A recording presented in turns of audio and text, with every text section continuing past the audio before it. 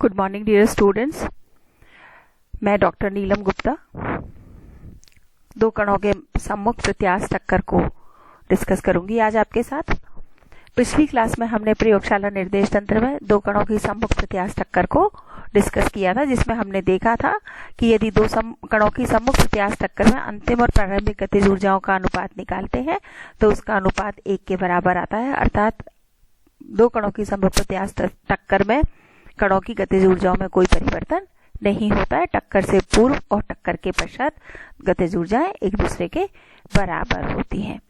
आज हम कंसीडर करेंगे स्पेशल केसेस में। उन स्पेशल केसेस में हमने पहली स्थिति को कंसीडर किया कि जब हमने जो दो कण दिए हैं जिनके मध्य हम हेड ऑन कोलिजन की बात कर रहे हैं, सम्मुख टक्कर की बात कर रहे हैं, तो वो दोनों कण जो है यदि समान द्रव्यमान के हों तो ऐसी स्थिति में टक्कर के पश्चात दोनों कणों के वेग कितने होंगे। इसके लिए हमें पिछले क्लास की इक्वेशन को हमें कंसीडर करना पड़ेगा। पिछली क्लास में जिन इक्वेशंस को हमने इक्वेशन नंबर 8 और 9 से डिनोट किया था, एक बार अगर आप अपना रिकॉल करें तो ये इक्वेशन नंबर 8 मैंने यहाँ लिखी है।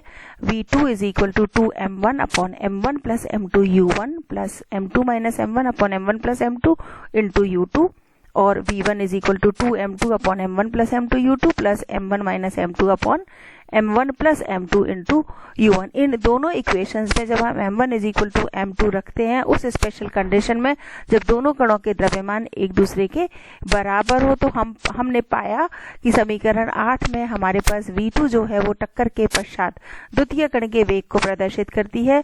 वह टक्कर के पश्चात पहले कण के वेग के बराबर हो जाता है, तथा हमने समीकरण 9 से पाया V1 अर्थात टक्कर के पश्चात पहले कण का वेग टक्कर से पूर्व दूसरे कण के वेग के बराबर हो जाता है।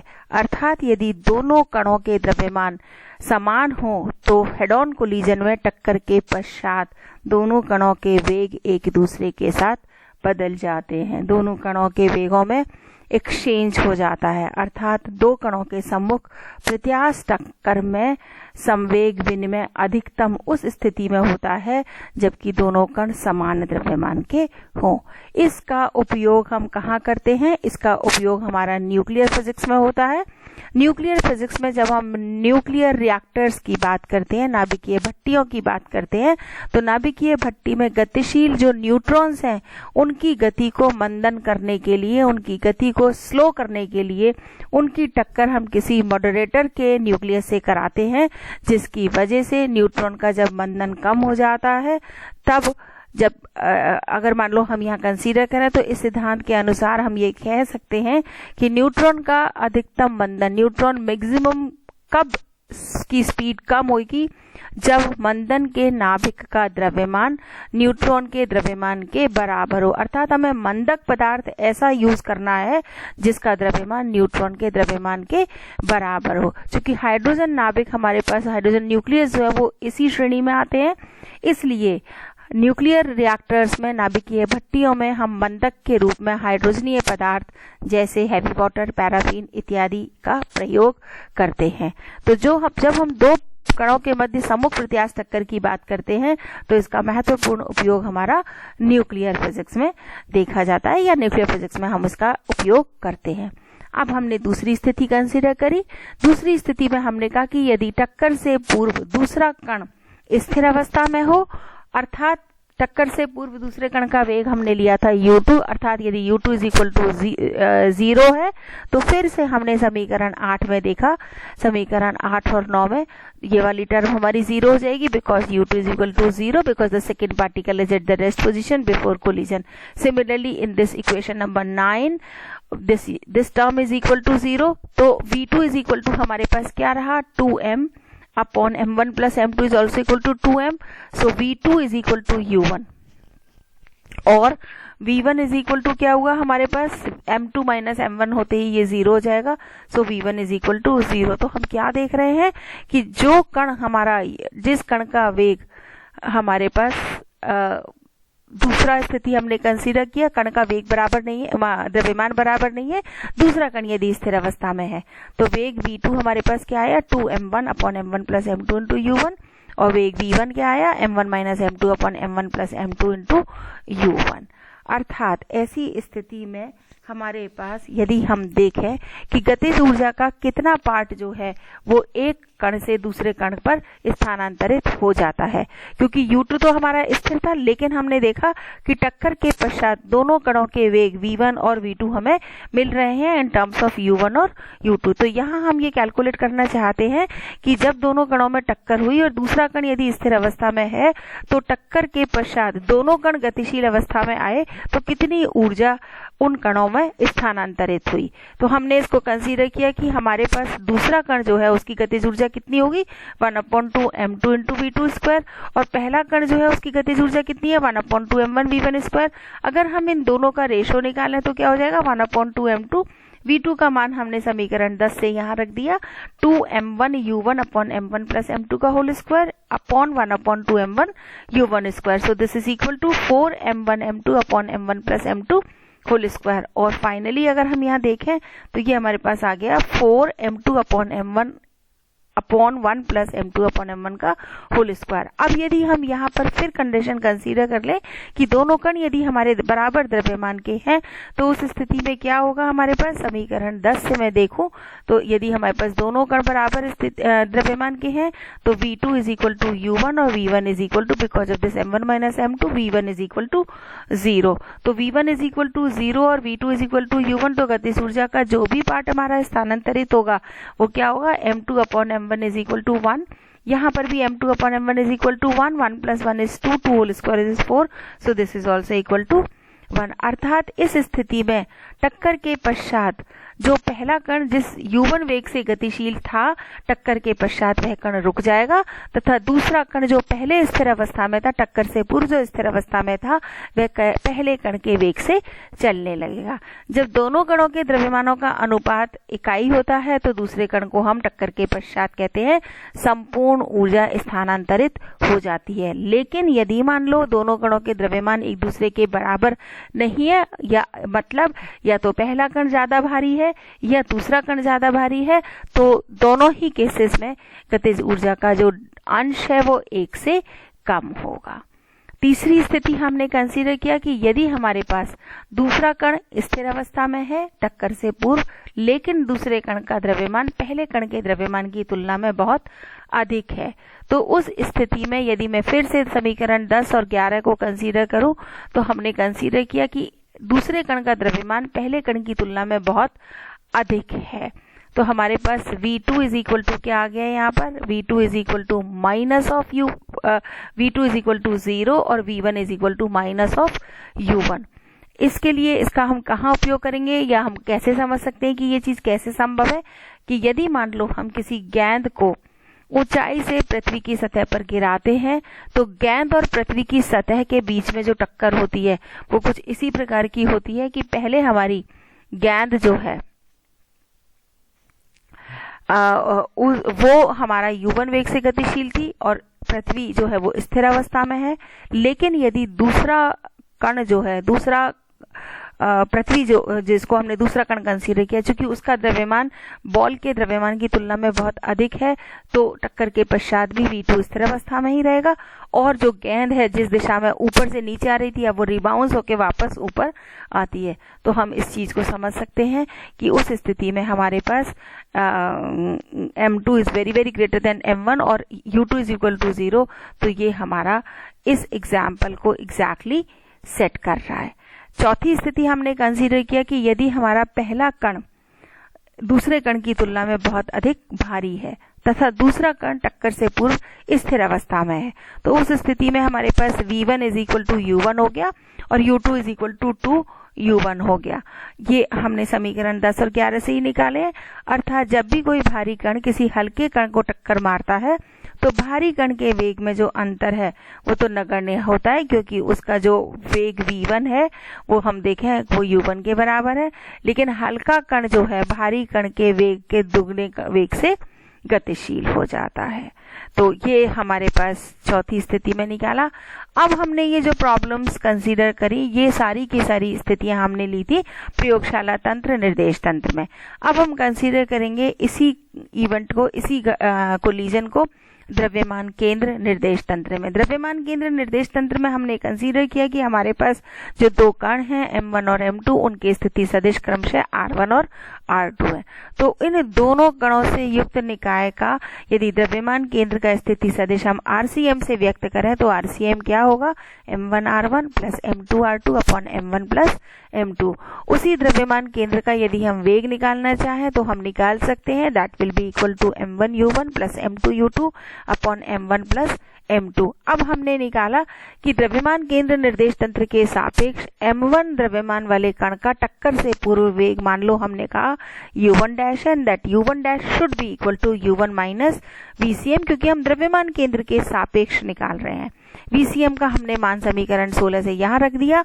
सो u1 dash is equal to u1 minus of m1 u1 plus m2 u2 upon m1 plus m2, और after simplifying this we'll get u1 dash is equal to m2 into u1 minus u2 upon m1 plus m2। जिस प्रकार से हमने m1 द्रव्यमान वाले कण का टक्कर से पूर्व द्रव्यमान केंद्र निर्देश तंत्र के सापेक्ष वेग निकाला था, उसी प्रकार से हम m2 द्रव्यमान वाले कण का भी निकाल सकते हैं।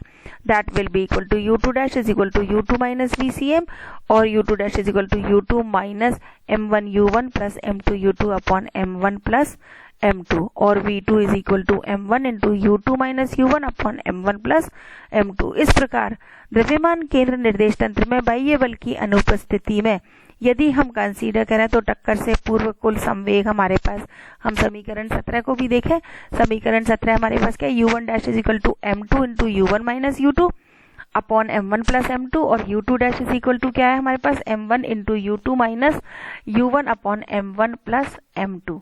हम यहाँ देखें तो u1 के साथ अगर हम लिखेंगे तो u1 हमारे पास माइनस में है और वहां पर u1 हमारे पास प्लस में होगा।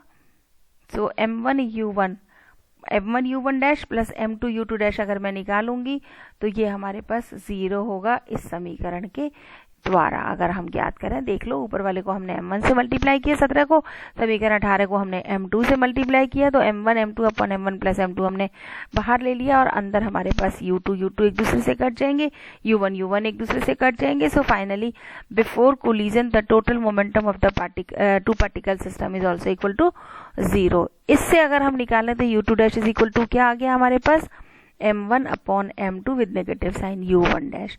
अर्थात यदि मान लो ऐसी स्थिति में हम ये कंसीडर करें कि द्रव्यमान केंद्र निर्देश तंत्र में टक्कर के पश्चात यदि इन कणों के वेग v1 डैश और v2 डैश हो जाते हैं तो संवेग संरक्षण का सिद्धांत क्या कहता है, m1 dash v1 dash should be equal to m2 v2 dash, और उससे भी हम ये प्लस होगा, दिस इज प्लस, क्योंकि ये भी हमारे पास 0 के बराबर हो जाना चाहिए।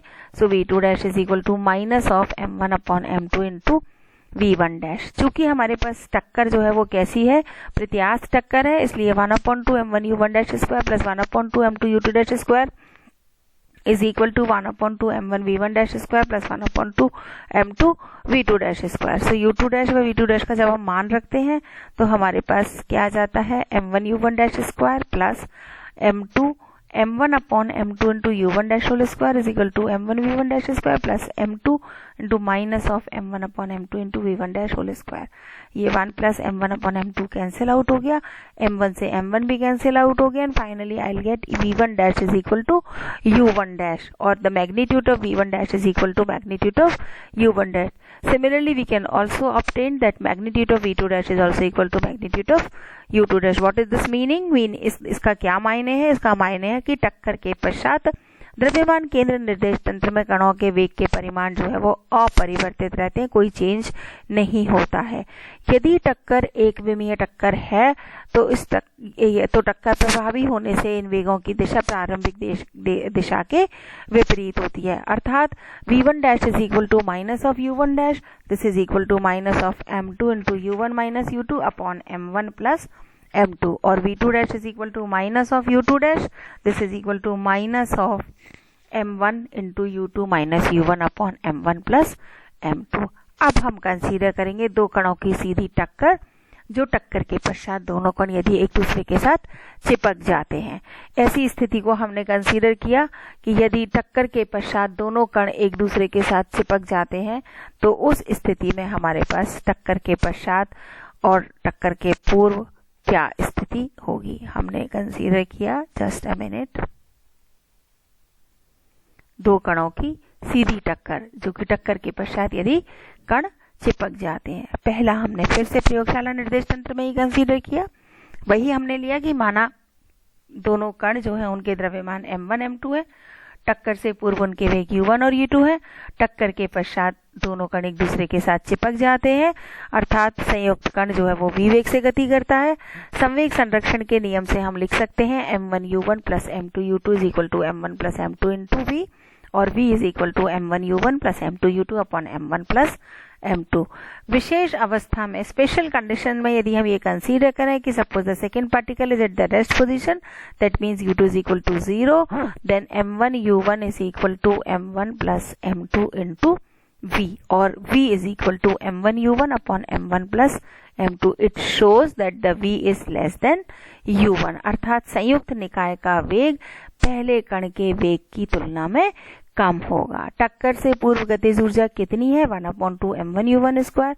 टक्कर के पश्चात गतिज ऊर्जा कितनी होगी, 1/2 m1 plus m2 into v square. So v square की वैल्यू सब्स्टिट्यूट कर दें, 1/2 m1 plus m2 into m1 u1 upon m1 plus m2 whole square, और it is equal to 1/2 m1 u square u1 square upon m1 plus m2।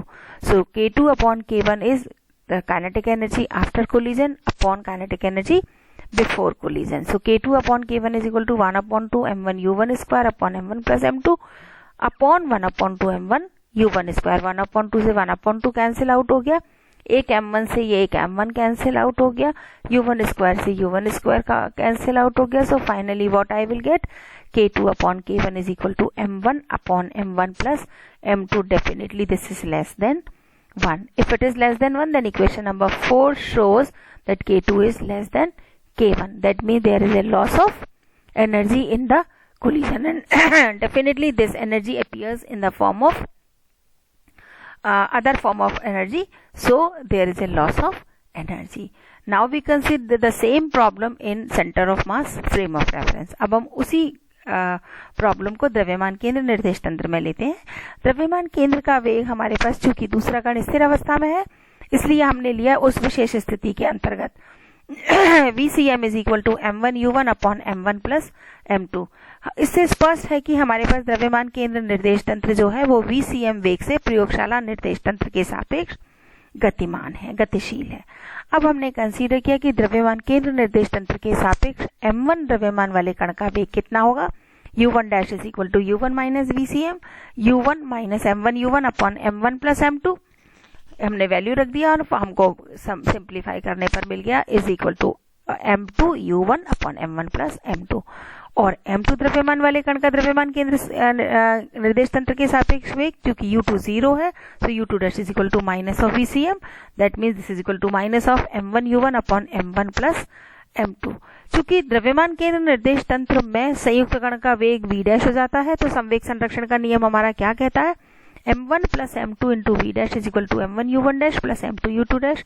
u1 dash और u2 dash की values रख दी और हमको क्या मिला, m1 plus m2 into v dash is equal to 0। But we know that m1 plus m2 is not equal to 0। If it is not equal to 0, then we have only one option, that v dash is equal to 0। It means दोनों कण टक्कर के पश्चात जुड़ जाते हैं, इसलिए संयुक्त कण का वेग द्रव्यमान केंद्र निर्देश तंत्र में 0 रहता है, अर्थात द्रव्यमान केंद्र निर्देश तंत्र में टक्कर के पश्चात संयुक्त कण स्थिर रहेगा।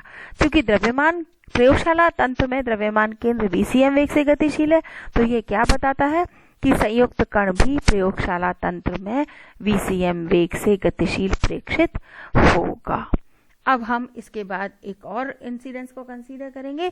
उसमें हम लेंगे कि पूर्णतः प्रत्यास्थ टक्कर में जब एक कण का दूसरे स्थिर कण के कारण विचलन हो जाता है, अर्थात द्विविमीय, यदि हम इलास्टिक कोलिजन की बात करें, द्विविमीय प्रत्यास्थ टक्कर की बात करें, तो उसको हम अगली क्लास में पढ़ेंगे। Thank you.